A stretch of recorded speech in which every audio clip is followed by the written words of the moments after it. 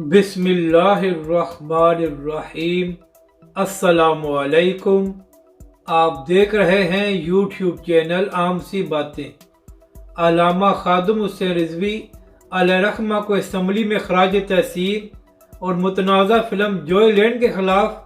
تحریک لبیک کا بڑا قدم، اس ویڈیو میں ہم اسی کے متعلق بات کریں گے۔ ناظرین کرام، آج سے علامہ خادم حسین رضوی علیہ رحمہ کے دوسرے عرس کی تقریبات شروع ہو گئی ہیں، اور اسی حوالے سے آج علامہ صاحب کے مزار پر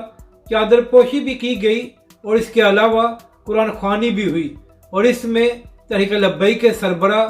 علامہ سعد حسین رضوی، حافظ انس رضوی اور تحریک لبیک کے دیگر قائدین موجود تھے، جبکہ دوسری جانب تحریک لبیک کراچی کے امیر مفتی قاسم فخری صاحب نے سندھ اسمبلی میں علامہ خادم حسین رضوی علیہ رحمہ کو خراج تحسین پیش کیا، اور کہا کہ جس طرح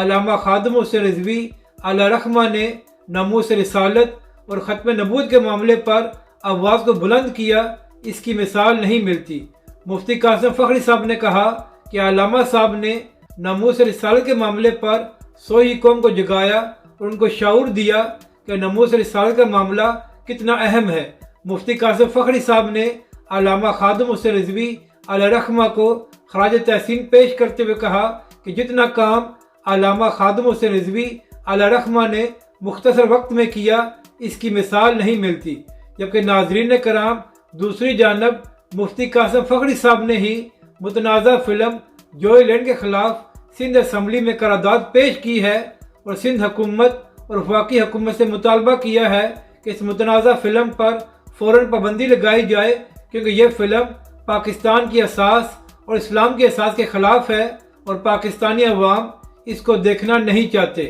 اپنی رائے کا ضرور اظہار کریں کہ آپ کو یہ ویڈیو کیسی لگی، اور ہمارے اس چینل کو بھی سبسکرائب کریں۔